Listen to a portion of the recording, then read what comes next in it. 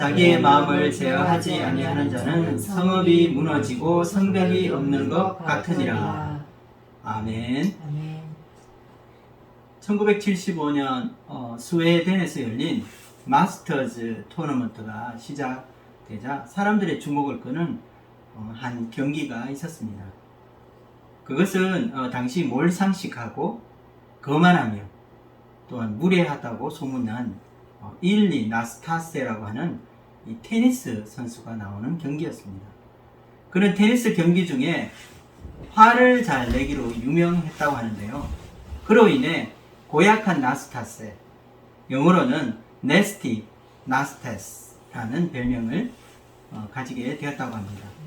고약한 나스타세라는 그의 별명에 걸맞게 경기가 시작되자마자 입에 담을 수 없는 욕과 저주를 퍼부었고, 의도적으로 이 시간을 지연시키는 등 심판이 여러 번 주의를 주었는데도 그는 아랑곳하지 않았습니다. 그러나 이번에는 또 다른 문제가 터지게 되었습니다. 그와 경기하던 이 상대 선수가 자신의 라켓을 땅에 내려놓고 코트를 걸어 나가면서 자신의 인내심이 한계에 이르렀고 더 이상 그와 경기를 할 수 없다고 말한 것입니다.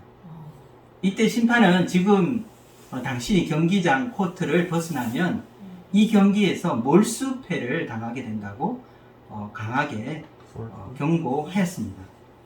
하지만 상대 선수는 자제력을 잃고 또 자신이 책임지지 못할 행동을 하는 것보다는 경기에 지는 것이 낫다고 말하고는 경기장을 유유히 떠나게 되었습니다. 그리고 그 다음날 경기위원회가 소집되었고 또 이것을 위해서 회의가 진행되었습니다. 그리고 거기서 이례적이고 또 충격적인 발표를 하게 되었습니다. 설령 이 상대 선수가 경기를 포기하고 이 코트를 떠났지만 나스타세의 이 비신사적이고 이 몰렴치한 이 행동에 대해 심판들이 굉장히 중요한 의미를 두게 된 것입니다. 결국 그들은 이 나스타세의 이 반칙패를 결정하게 되었다고 합니다. 오늘 예화에 나오는 이 두 사람 중 한 사람은 자기 마음을 제어하지 못해서 이 상대편 선수뿐 아니라 이 경기장 내 이 관중과 이 심판의 이 신기를 상하게 하였습니다. 하지만 다른 한 사람은 이 자신의 마음을 잘 절제하고 또 자제력을 잃지 않기 위해서 자신의 이 선수 경력에 미칠 중요한 경기를 포기하게 되었습니다. 이 토너먼트 경기이기 때문에 한 번의 패배는 그 시즌 전체에 영향을 미치는 것이었습니다. 만약에 여러분이라면 어떤 선택을 하시겠습니까? 말도 안 되는 이 방식으로 욕하고 또 언어 폭력으로 상대를 무시하는 사람과 함께 피 터지게 싸우시겠습니까? 아니면 자신의 것을 포기하고 마음을 지키시겠습니까? 그의 용기와 결단은 우리에게 좋은 기감이 되고 있습니다. 이처럼 자기 감정을 절제하고 이 마음을 제어하는 것은 인생을 살아가는 우리에게 중요한 문제임을 보여주고 있는 것입니다. 자신의 감정을 절제하지 못하고 화를 참지 못해 이 분노를 표출하게 될 때 사람들과의 관계성이 깨어지고 많은 문제들이 생겨나기 때문입니다. 잠언서에서는 자기 절제에 대한 많은 말씀으로 우리에게 교훈을 주고 있습니다. 먼저 절제력이 있는 사람은 신중하고 조급하지 않아야 한다는 사실을 우리에게 가르쳐 주고 있습니다. 또한 자기 마음을 잘 컨트롤하는 사람은 성급하게 사람과 다투지 않을 것입니다. 다 함께 이 잠언 25장 8절 말씀을 읽어보겠습니다. 너는 서둘러 나가서 다투지 말라. 마침내 내가 이웃에게서 욕을 보게 될 때에 내가 어찌할 줄을 알지 못할까 두려우니라. 이 잠언서 25장 이 8절에서 성급하게 이 사람과 다투지 말라고 경고하고 있습니다. 여기서 이 다툰다는 것은 서로 감정이 상하고 또 그 분쟁이 커져서 법정까지 가는 싸움을 말합니다. 우리가 참지 못하고 자기 감정을 잘 다스리지 못할 때에 이 상대에게 주는 실언을 하게 되고 이로 인해 큰 다툼이 일어날 수 있는 것입니다. 그런데 이 싸움이 해결되지 않을 때 법정 다툼으로까지 가게 되는 것입니다. 그런데 이 잠언서 25장 8절은 우리가 다투더라도 성급하게 법정까지 가지는 말아야 한다고 경고하고 있는 것입니다. 우리의 마음이 다스려지지 않고 이 성급하게 판단할 때에 인간관계가 무너지게 되고 결국은 파국으로 치닫게 되는 것입니다. 대인관계에서 늘 비판하고 또 문제를 일으키는 사람들이 있습니다. 이들은 이 상대방의 의견을 무시하거나 인정하지 않으며 합의하는 것을 거부합니다. 너무나 쉽게 독설과 악한 말을 내뱉고 또 이에 반박하면 도리어 화를 내게 됩니다. 건드리면 이 폭발할 것 같은 이런 행동을 하는 사람들의 이면에는 분노라는 것이 자리 잡고 있습니다. 사람들 사이에 다툼이나 분쟁이 있고 또 갈등을 겪고 있을 때 우리 마음에 가장 먼저 이 다스려야 할 감정은 바로 분노입니다. 이와 같이 우리가 다스려야 하는 감정 중에 가장 다루기 힘든 분노라는 이 감정에 대해서 함께 살펴보도록 하겠습니다. 분노는 충동적이고 또 자기 감정의 절제가 잘 되지 않는 사람에게만 나타나는 것이 아니라 인간이라면 누구나 가지고 있는 감정이라고 할 수 있습니다. 분노는 마치 불과 같은 성질이 있습니다. 분노를 잘 다루지 못하면 우리 자신의 마음을 다 태울 뿐 아니라 이 상대의 가슴을 새까맣게 태우고 또 마음에 씻을 수 없는 이 상처를 입힐 수도 있다는 것입니다. 우리 마음에 분노가 일어나게 되면 분별력이 흐려지고 또 제대로 판단하지 못하게 되는 것입니다. 우리의 이성보다는 우리의 감성이 작용하기 때문입니다. 그러므로 우리는 마음을 제어하기 위해서 제일 먼저 우리 마음에 시시때때로 일어나고 있는 이 분노를 다스려야 합니다. 분노에 대한 이 지혜의 말씀이 또한 잠언서에 나오고 있습니다. 우리 다 함께 이 현대인의 성경으로 번역된 잠언서 12장 6절 말씀을 읽어보겠습니다. 미련한 자는 당장 분노를 터뜨리지만 슬기로운 자는 모욕을 당해도 참는다. 마음에 일어나는 분노를 우리가 참지 못하고 사람들 앞에 터뜨려서 이 상황을 악화시키는 경험은 누구에게나 한 번쯤은 있을 것입니다. 불과 같이 일어나 좀처럼 제어하기 어려운 분노로 인해 우리의 귀중한 친구 그리고 우리의 사랑하는 가족 그리고 이웃 간의 관계성에 깊은 상처를 줄 수 있습니다. 이와 같이 우리 마음에 분노가 일어나는 그 이유는 무엇일까요?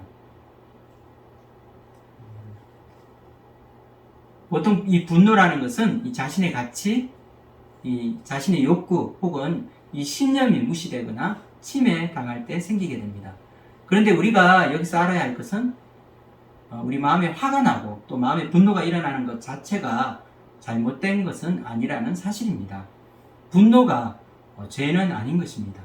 화가 난다는 것은 이 나의 가치를 지키고 싶다는 자신의 감정상의 표시인 것입니다.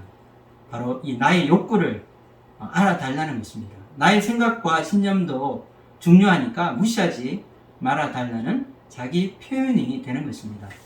친구가 자꾸 나의 말을 무시하고 또 자기 생각을 강요할 때가 있습니다. 또 때로는 부모님이 내가 싫다고 분명히 말했는데도 이 좋아하지 않는 음식을 자꾸 먹으라고 할 때 우리는 화가 나게 될 것입니다.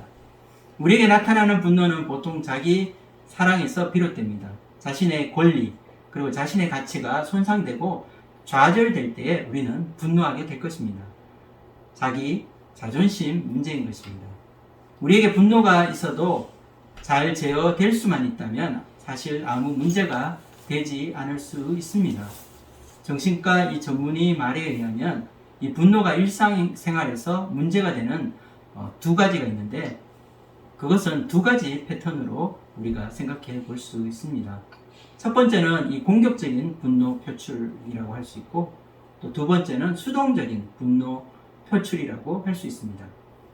첫 번째 이 공격적인 이 분노 표출은 분노 자체가 문제가 아니라 이 분노를 표출하는 이 방법이 문제가 될 수 있다는 것입니다.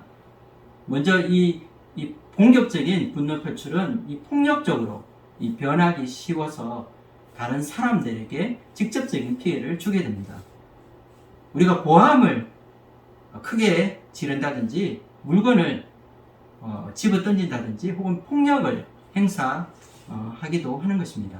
때로는 빈정거리고 또 무시하는 말을 하거나 욕설을 하는 것, 이런 것들이 바로 문제가 되는 것입니다.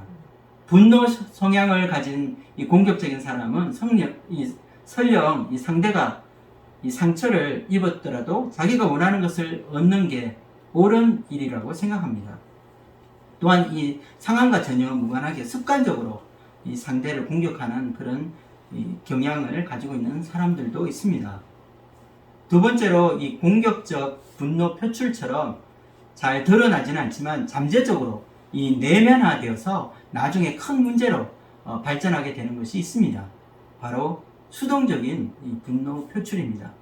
겉으로 드러나는 이 공격적 분노 이 표출하는 것보다 오히려 이것이 더 위험해질 수 있습니다.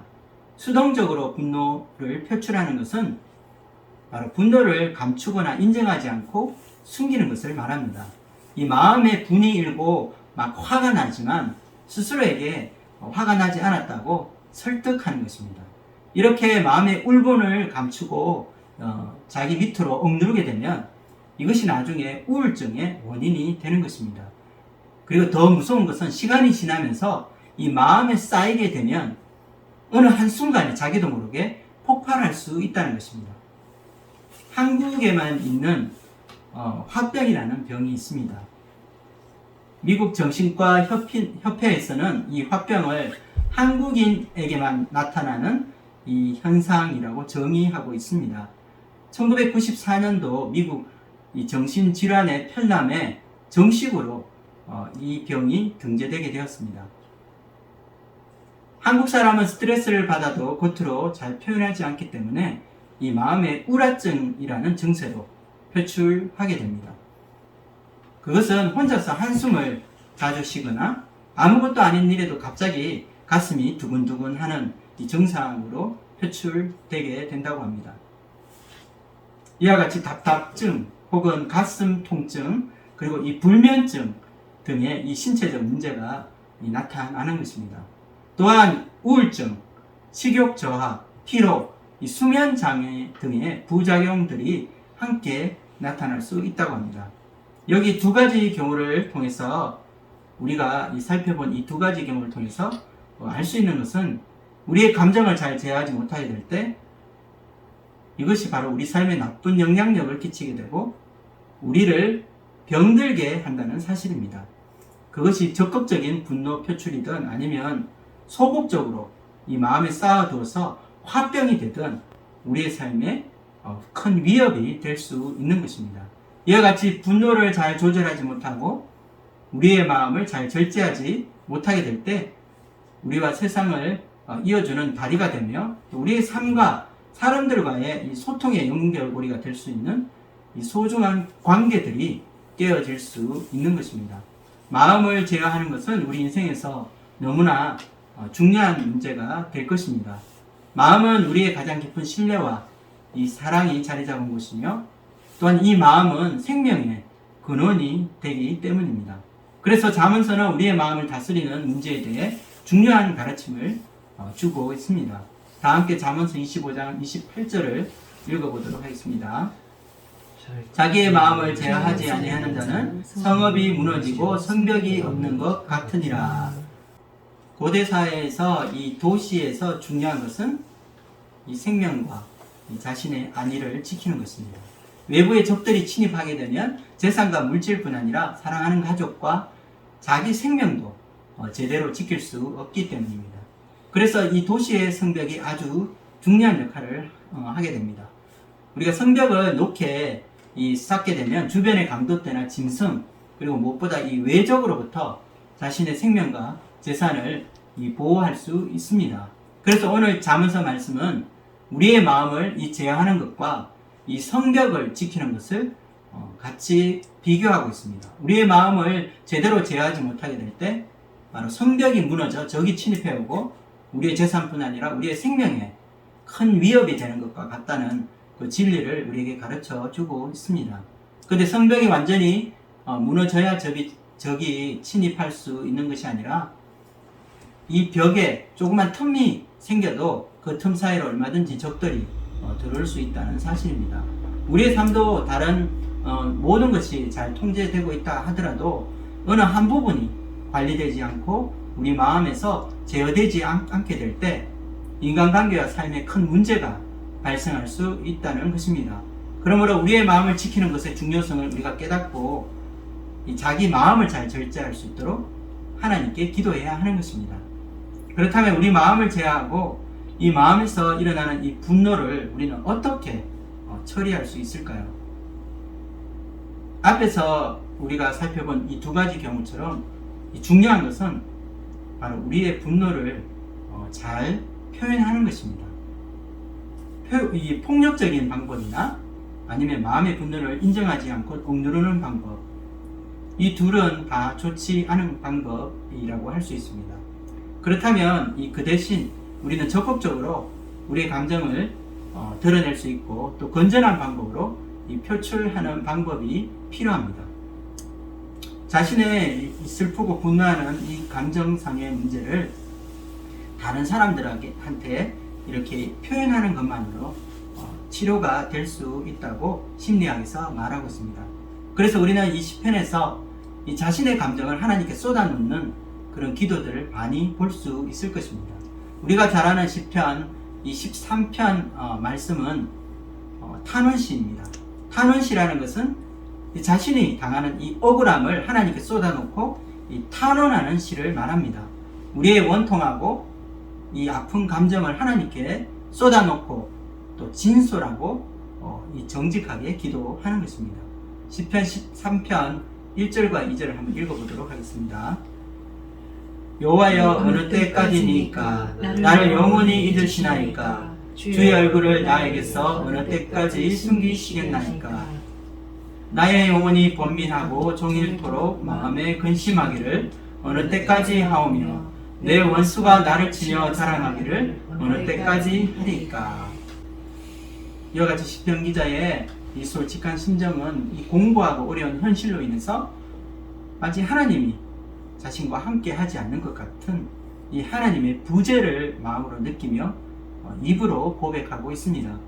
시편 13편 1절에서 2절에 반복해서 나오는 말이 있습니다. 그것은 어느 때까지라는 것입니다. 영어로는 how long입니다. 시편 기자는 하나님이 마치 자신을 잊어버린 것 같은 그 마음의 이 절망감을 하나님께 토로하고 있습니다.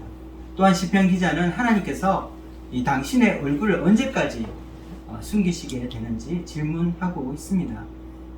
우리가 힘든 상황을 만나서 하나님께 부르짖지만 문제가 금방 해결되지 않고 시간만 가는 경우가 있습니다.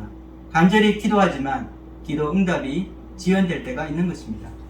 이렇게 마음의 소원이 이루어지지 않고 또 기도해도 또 하나님의 응답이 늦어질 때 우리의 마음은 터질 것 같이 답답하고 마치 하나님께서 영영 나를 잊어버리고 버림받은 것 같은 느낌이 들 때가 있는 것입니다. 그러나 하나님은 결코 우리를 잊으실 수 없습니다.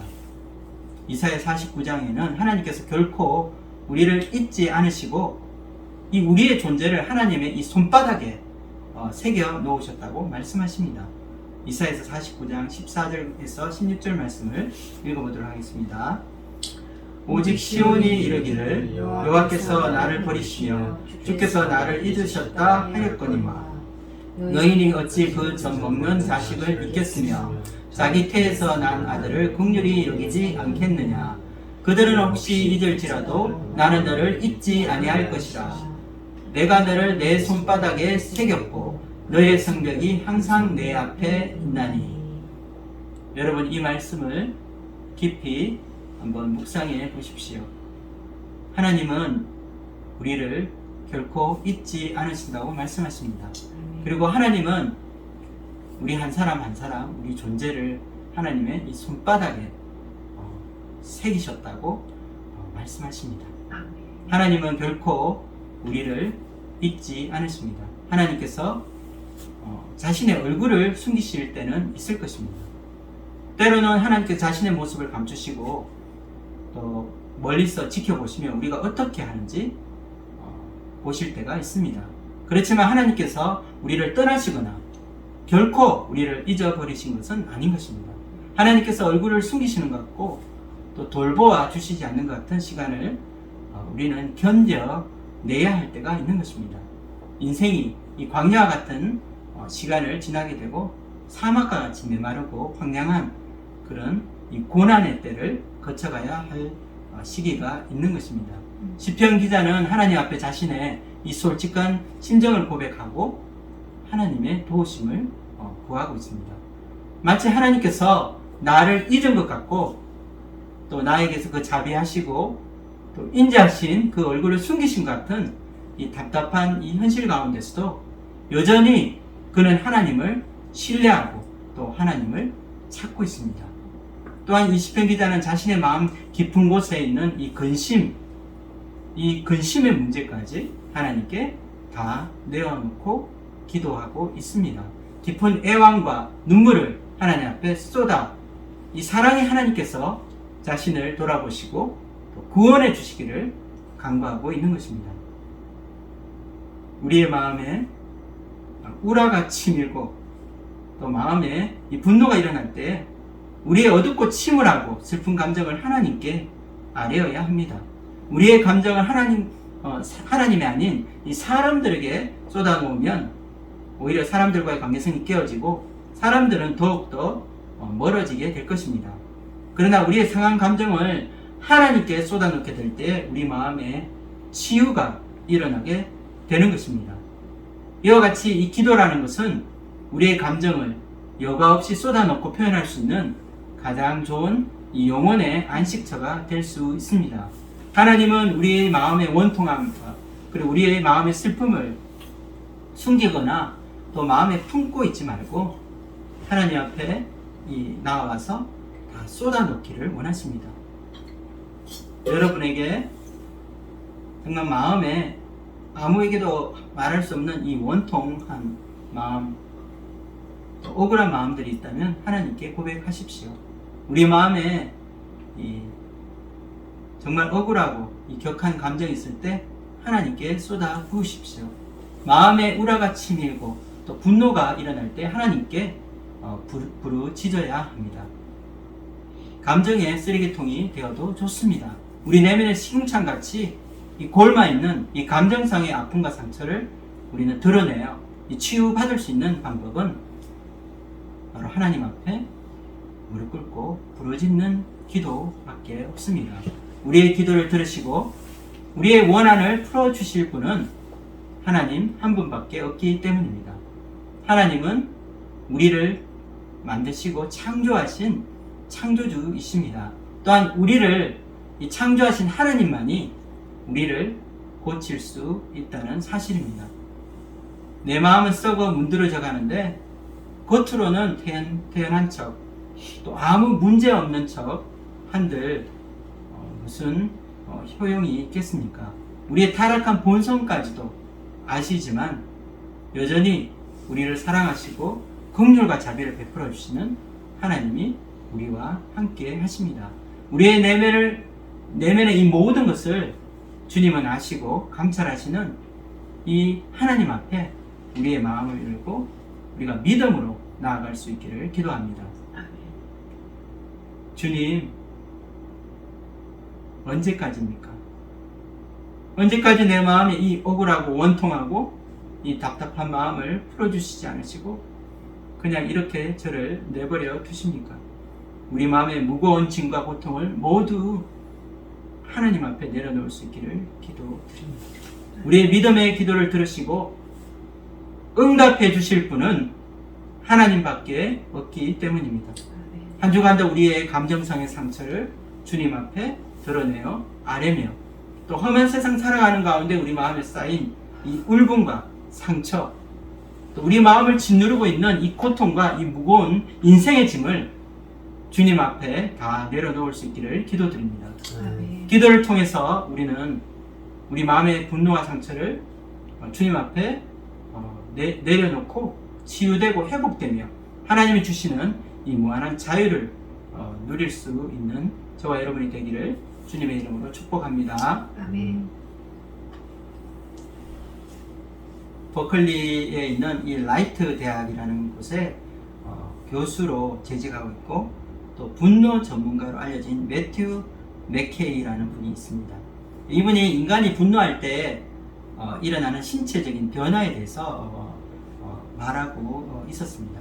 그의 말에 의하면 이 화가 나게 되면 말과 행동이 굉장히 거칠어지게 되는데 이때 이 노드 아르마민이라고 하는 호르몬이 분비된다고 합니다.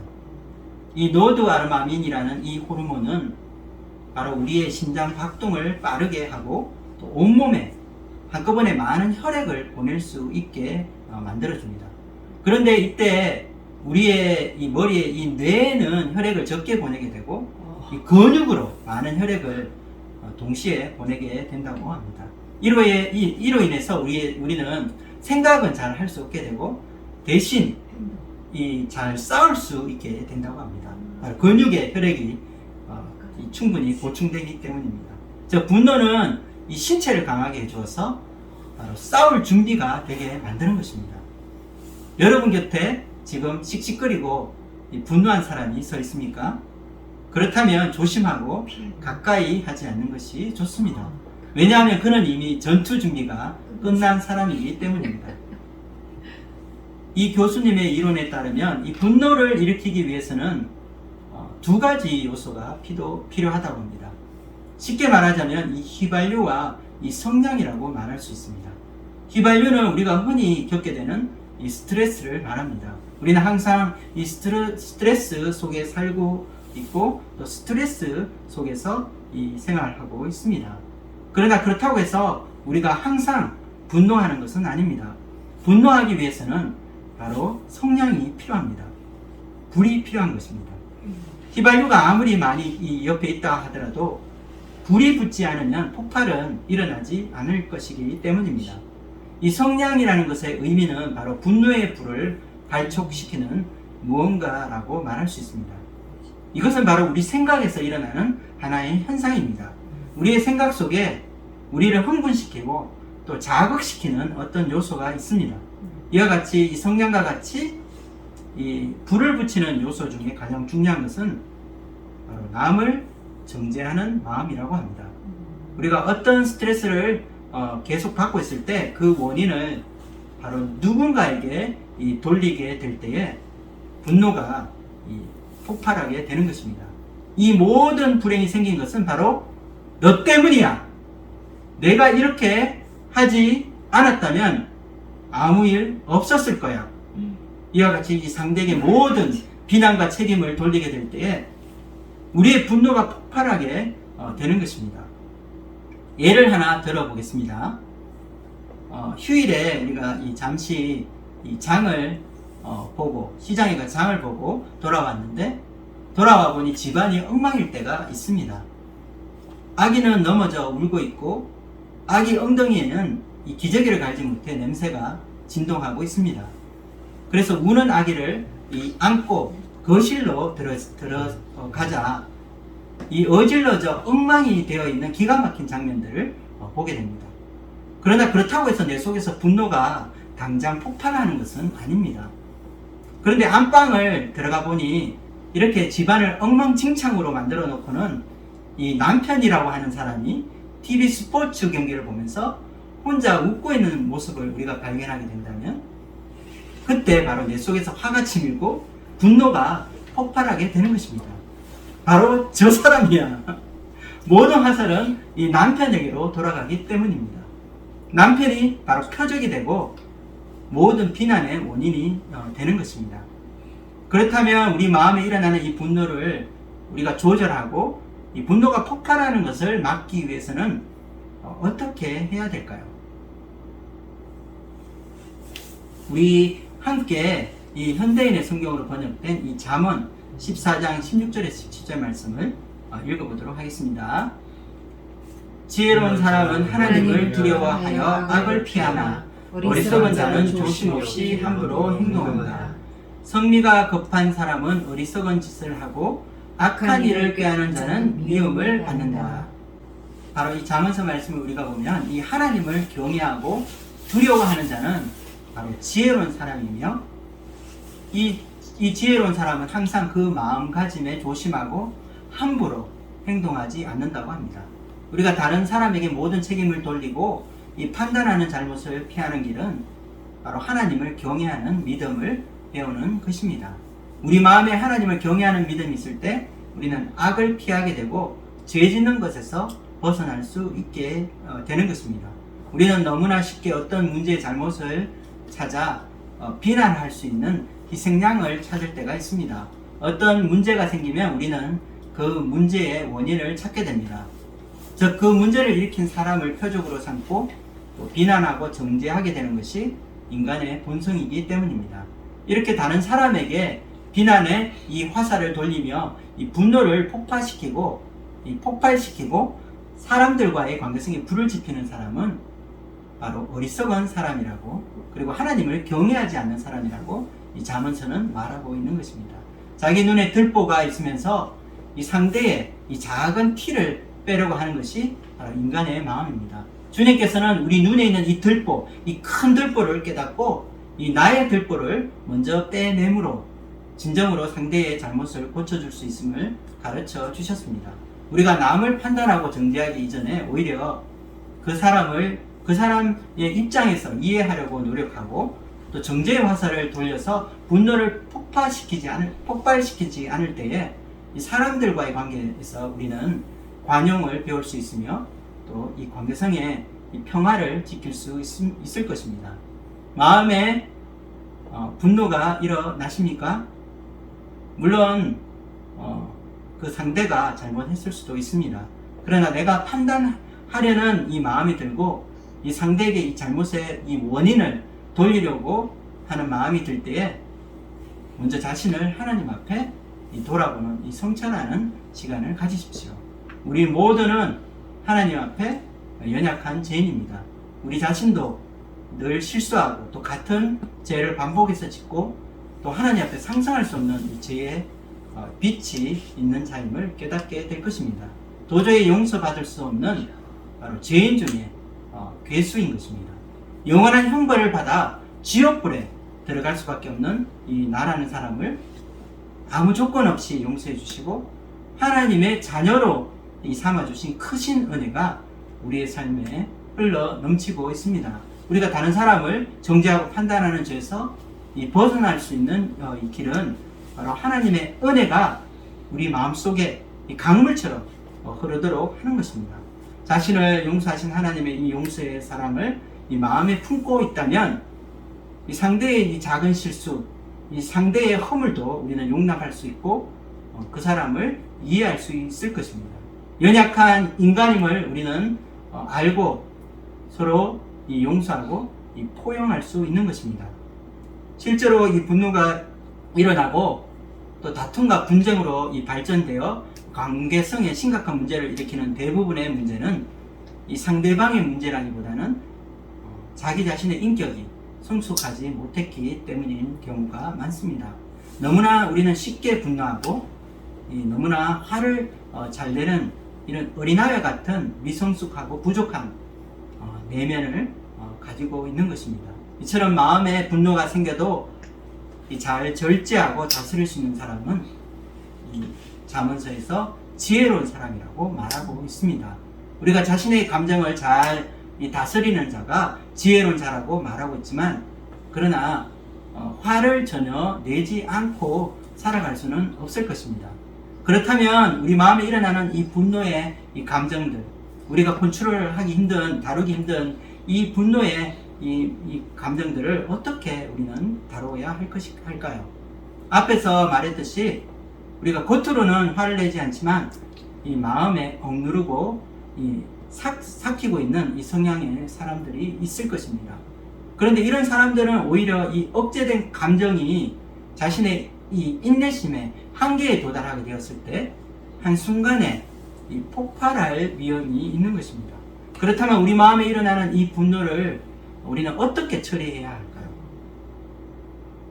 잠언에 나오는 이 내 안의 분노를 자연스럽게 처리할 수 있는 그런 방법이 있습니다. 내가 억지로 분노를 억누르고 내 안에 자꾸 구겨 넣는다고 해서 이 분노가 없어지거나 해결되는 것이 아니기 때문입니다. 그 대신에 우리는 우리 마음에 이 분노를 적절하게 다루고 해소하는 방법을 찾아야 할 것입니다. 다 함께 잠언서 10장 12절 말씀을 읽겠습니다. 미움은 다툼을 일으켜도 사랑은 모든 허물을 가리느니라. 바로 여기서 말하고 있는 사랑이 정답입니다. 사랑이 허물을 가린다고 할 때 이 가린다는 것은 은폐한다는 그런 의미가 아닙니다.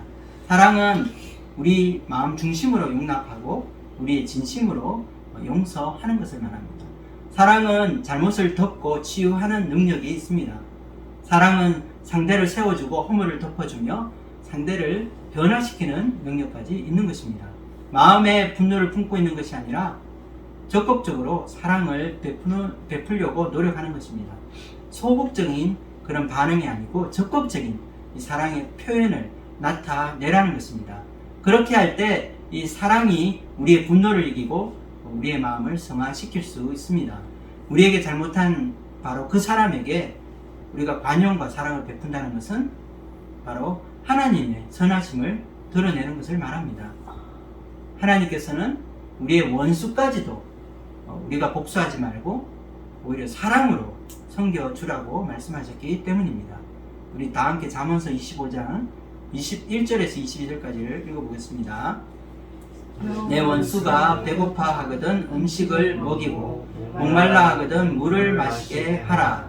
그리하는 것은 핀 숯을 그의 머리에 놓는 것과 일반이요 여호와께서 내게 갚아 주시리라. 여기 있는 이 핀 숯이라는 것은 어떻게 보면 이 하나님의 심판이라고 생각해 볼 수도 있습니다. 이 말씀은 바로 우리가 우리의 원수, 우리의 원한을 갚거나 복수하지 말고 하나님께 맡기라는 것입니다. 하나님께 믿고 하나님을 신뢰하고 하나님께서 복수하고 하나님께서 심판하시도록 하나님께 그 권한을 내어 드리라는 것입니다. 하나님께서는 우리의 원수까지도 사랑하라고 말씀하십니다. 왜 하나님께서 그렇게 말씀하셨을까요?